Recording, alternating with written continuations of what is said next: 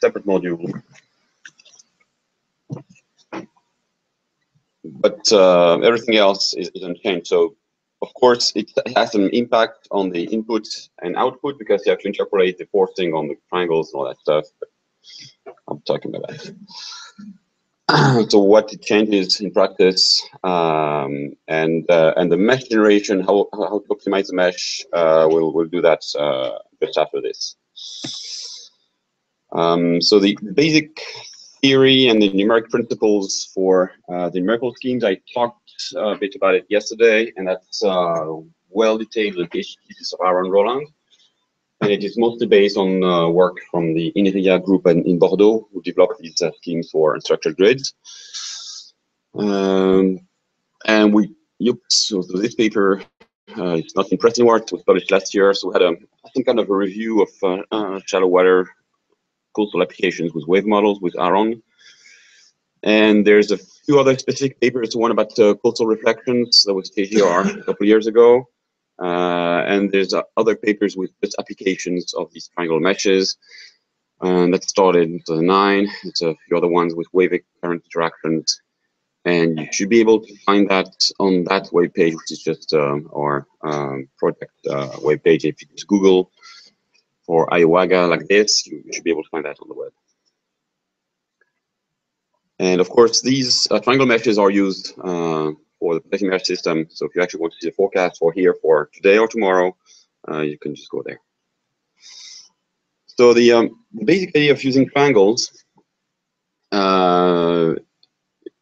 it's for several reasons.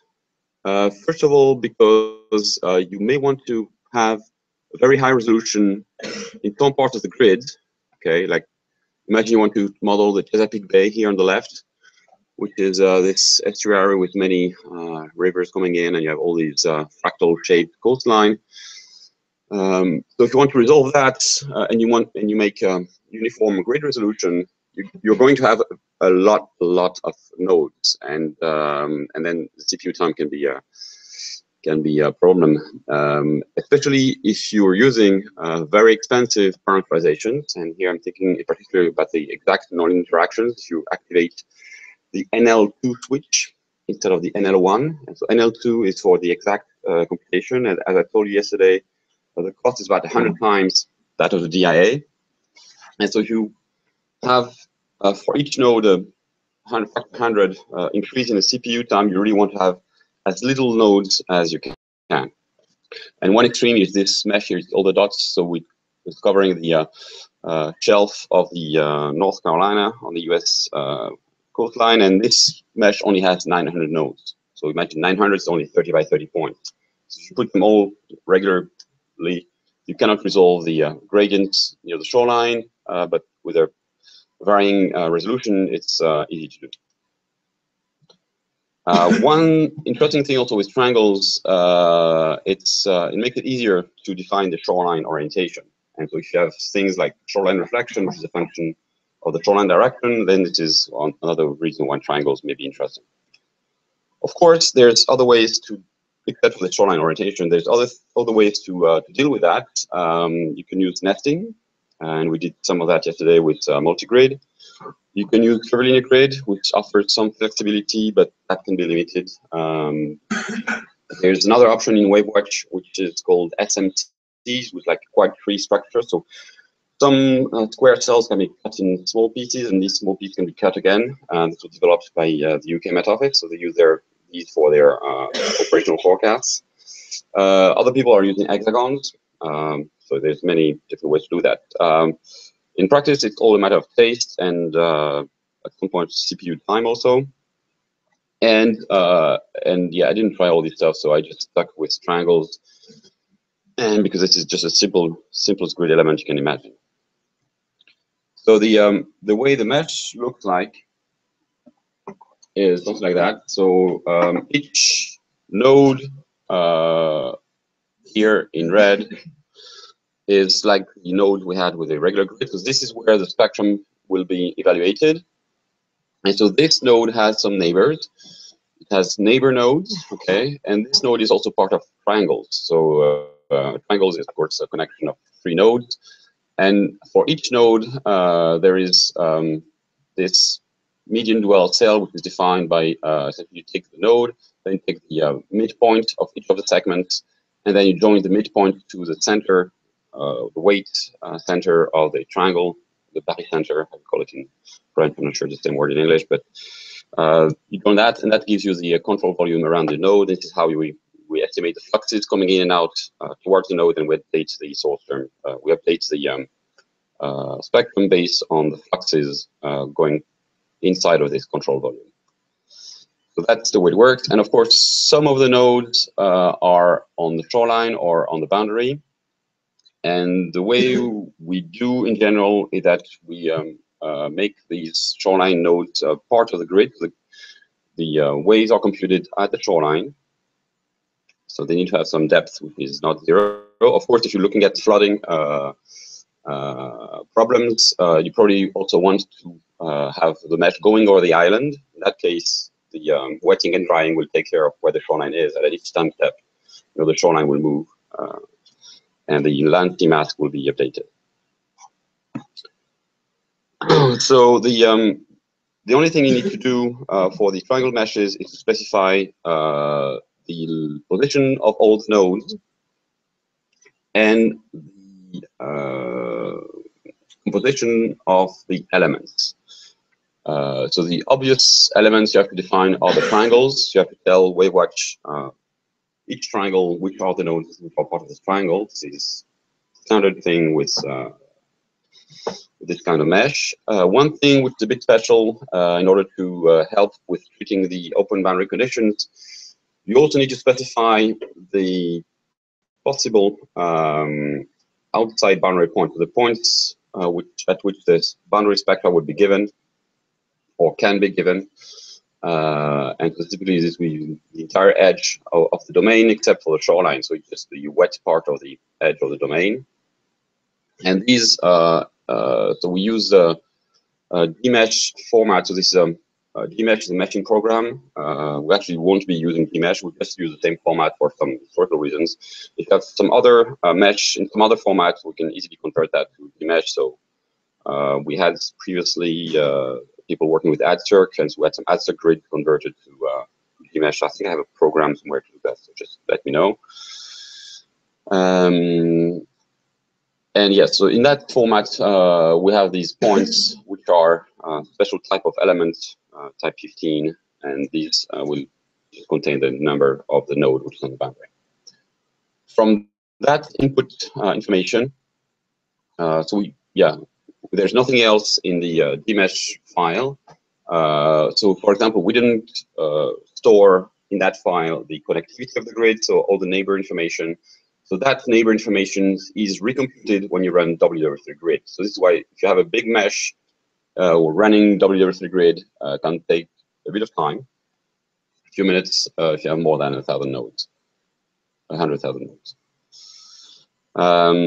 In practice, the way that information is stored in WaveWatch is completely unchanged, except compared to the usual grids, we've defined that the number of points in the y dimension is equal to 1, and so the x dimension is just this very long vector with all the nodes.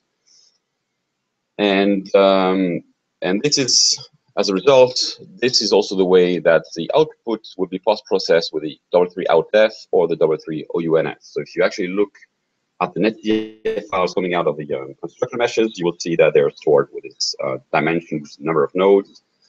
And then the netdf files actually have also stored together the triangle information, so then you can make a plot with it. And again, if you have another favorite mesh format, just let us know. And either we could actually directly build a subroutine for reading different formats, or we just make some outside conversion of the grid. And so in practice, to run the code, so first, again, you have to pre-process the information running WW3 grid. So you need to give the information to ww3grid.inp. And so the only piece of this file which is changed is a piece where you define the grid. So typically, at some point, there's a define right type thing. So here, yesterday, we had rect for the rectangular grid.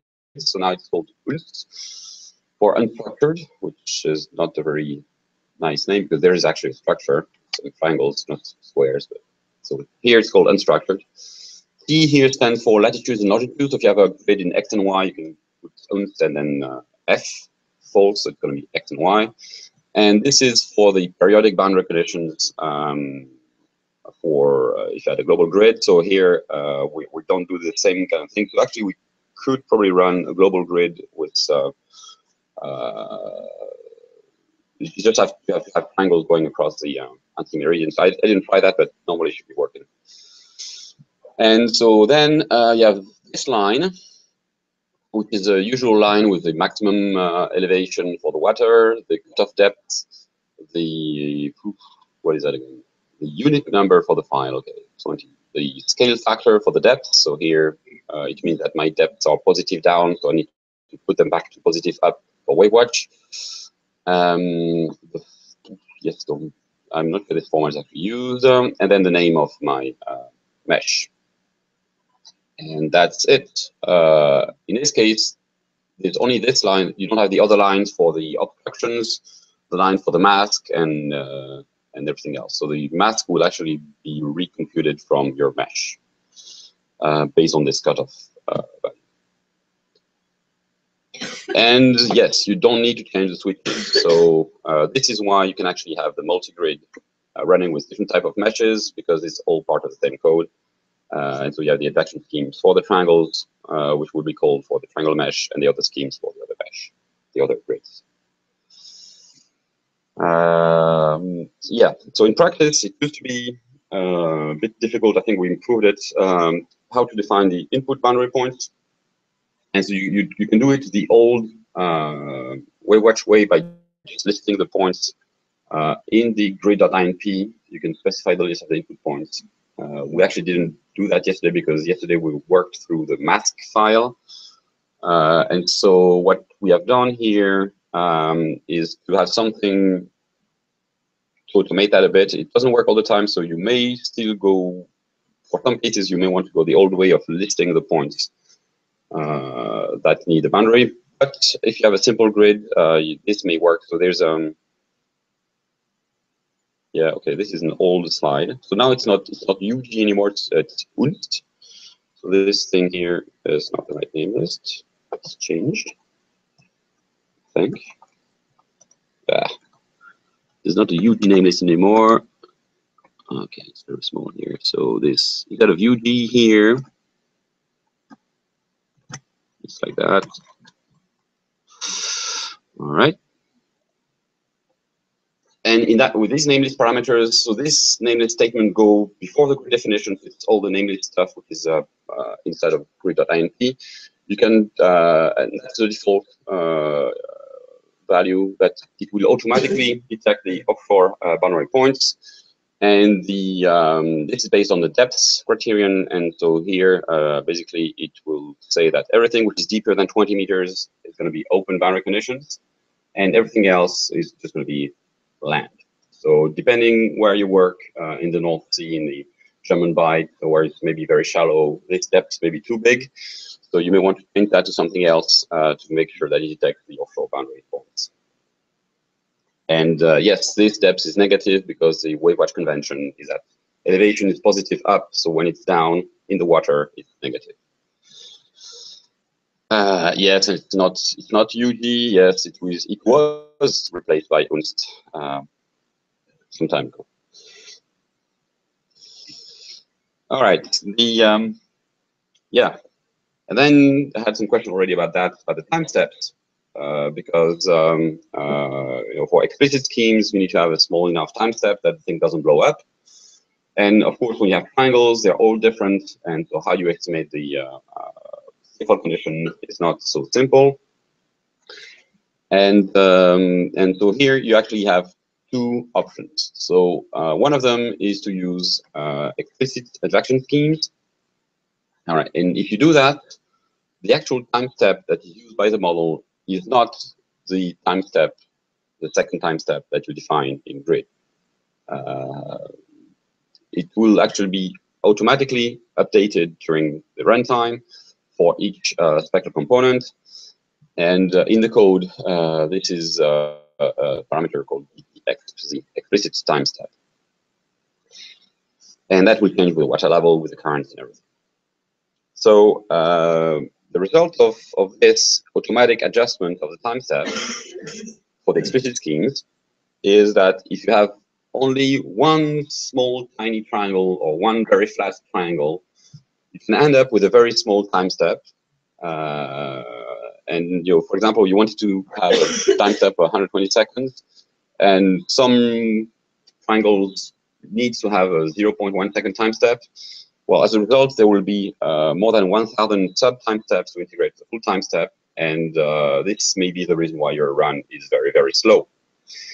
So how do you know about this, and how can you correct it? The one first option is that you can actually output from WaveWatch. So as part of the output list, you can output the minimum or the maximum TFL condition for the entire grid. So that will tell you that, okay, this node here has a big TFL condition. This is why you get this many sub-steps. Or option 2, you can recompile WaveWatch with a T-switch for test output. And in that case, it will dump to the screen and to a file the list of the what I call the bad guys, which are the nodes that are causing the time step to be so small. That's the for the explicit scheme. Okay. Yeah. And yeah, once you know about these bad guys, I've got here for you 3 solutions to make it run faster. First one is you're in a hurry. You really want your stuff to run right now, and so you just go from the explicit scheme to the implicit scheme. Then you cross your finger and you hope that your results will be good enough. And go from explicit to implicit is very simple. It's part of the unst name list in the grid.inp. So you just specify what I don't remember, but there's the default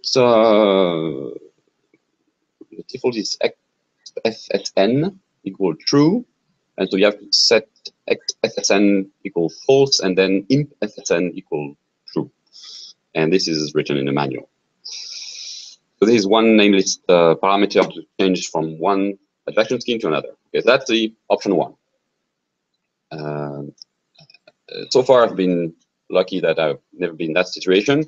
So option 2 is there are really too many nodes with a small time step, and the result is that you probably need to redo the mesh or refine it or do something about it. Or well, if this mesh is actually coming from somebody else that wants to couple Oracle Depth 3 or whatever with WaveWatch, then yeah, probably you don't have the choice. You cannot redo that mesh. But if you actually did that mesh yourself, you may have the opportunity of redoing it. And what's happening is that typically the shoreline resolution may be too high, and will work without deception.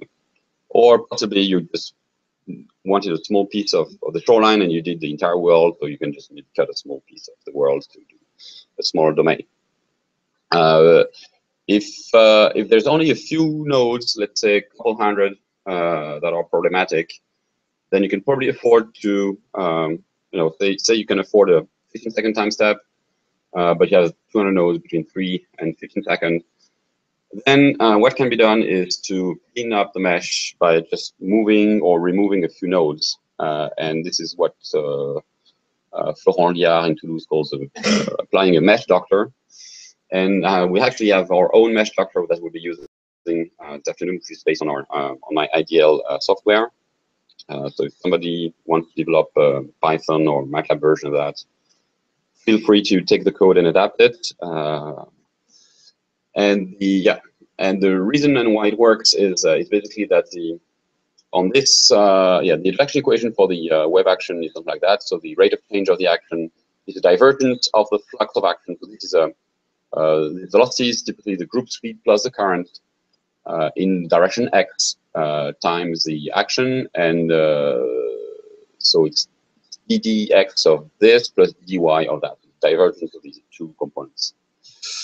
And in discrete form, it's looking like this. So the sum over a triangle is that, and what's done in reality is that we update. This is a flux of the action coming in. Okay, And this is for one triangle, and then actually one node has many triangle neighbors, and so we do it with sum over the triangles, and we get this update of the action. So the four schemes that are available right now in WaveWatch, there's this narrow stencil scheme. So yeah, the nameless parameter to activate that is xfsn. So if xfsn is equal to true, then the model will run this. For our typical coastal grid here, that CPU cost will be something like that. That's the model with all the source terms. If we go from this N scheme to this PSI scheme, which is like a second order scheme, and that's activated by using FSPSI. So that stands for explicit fluctuation splitting PSI scheme. And the cost is an increase of about maybe 20%. So this is still affordable. This one is more expensive, but it's less diffusive. It's like a third order scheme. And this is a flux corrected transport scheme from Sick et al. From 2002. And in that case, you can actually go more than double the full cost of the model.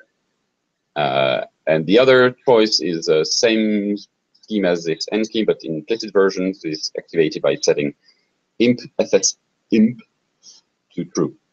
It's a funny thing, but this is very cool. Yeah, and so high order means more expensive, but less numerical diffusion. And again, the name list is not UG anymore, it's UNT, so we need to update the slides.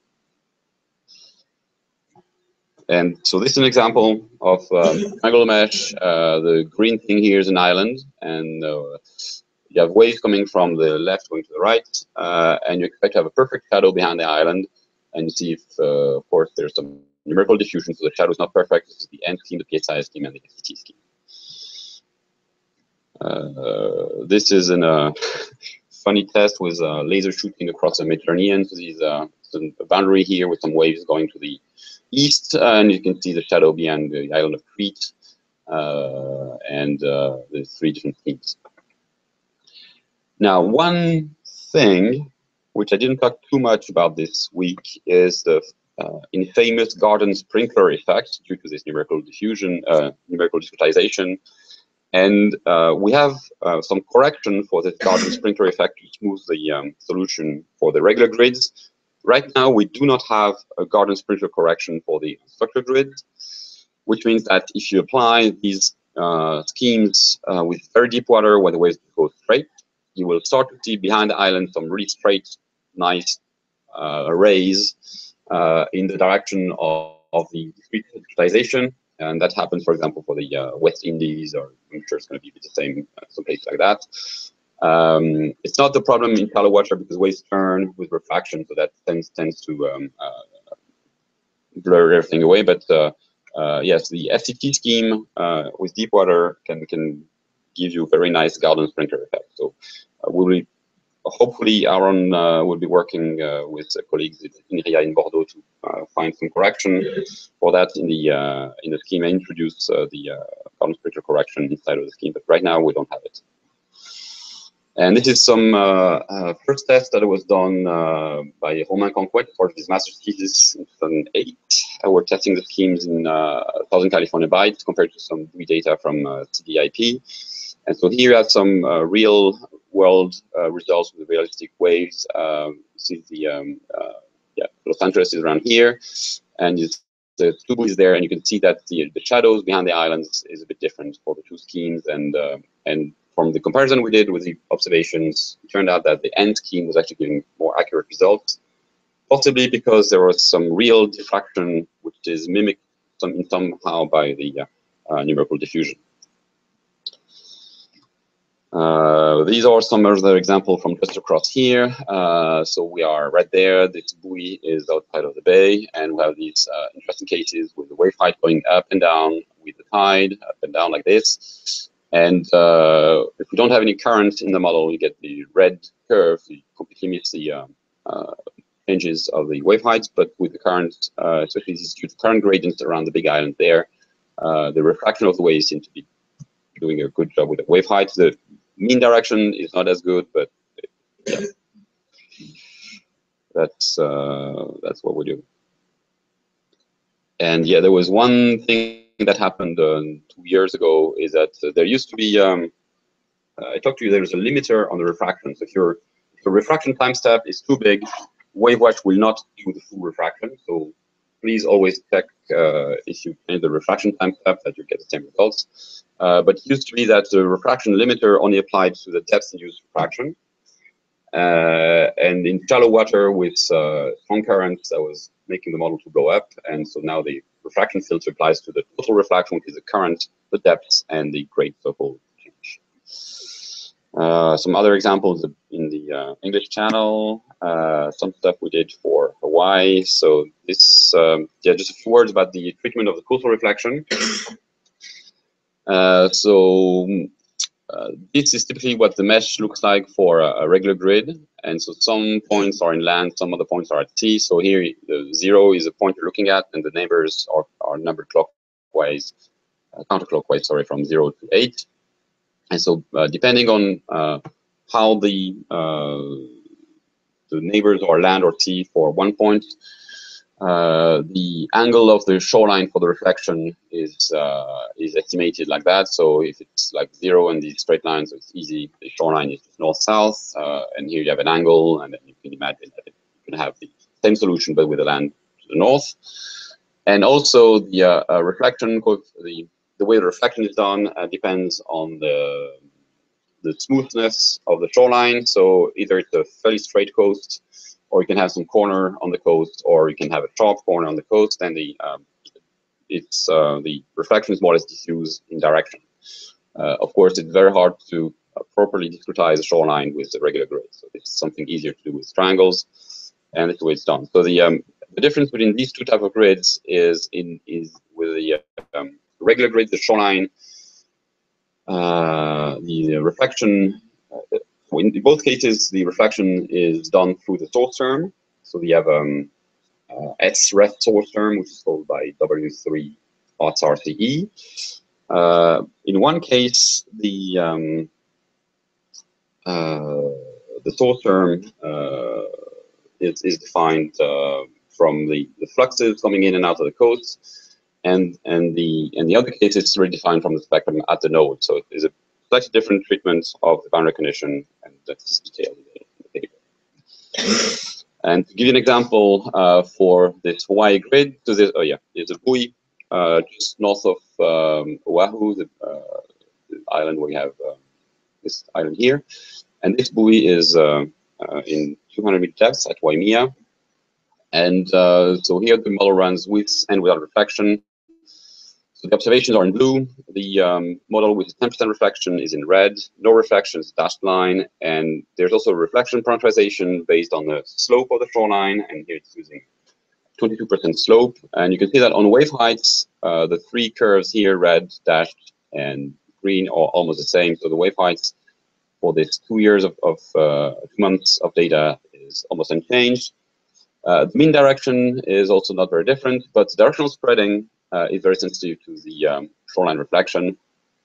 And so here, for example, at this time, you have waves coming from -45, which is actually waves going straight towards the shoreline, which is, there's a bit of a beach, but it's also coral reefs.